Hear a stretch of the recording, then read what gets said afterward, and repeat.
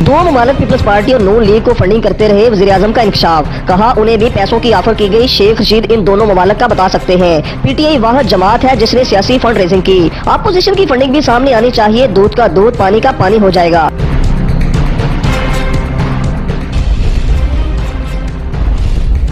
मुल्क भर में 9वीं से 12वीं तक क्लासेस 18 जनवरी को ही खोलने का ऐलान। पहली से 8वीं तक क्लासेस 1 फरवरी से शुरू होंगी। वज़ीर तालीम शफकत महमूद ने कहा, रवां साल बगैर इम्तहान किसी को पास किया जाएगा न प्रमोट किया जाएगा, सबको इम्तहान देना होगा।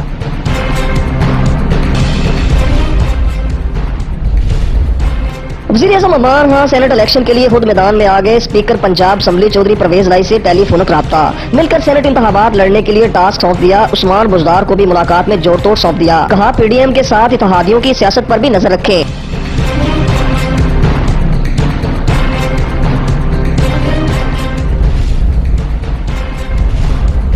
आर्मी चीफ जनरल कमर जवेद बाजवा ने कहा, अमनो इस्तेहकाम को तकवीत देने की कोशिशें कामयाब होंगी। बॉर्डर कंट्रोल के इकदाम के नताइज दूररस साबित होंगे। पाकिस्तान में अमन अफगानिस्तान में अमन से जुड़ा है। पाकिस्तान बैनुल अफगान मुज़ाकरात की हमायत जारी रखेगा।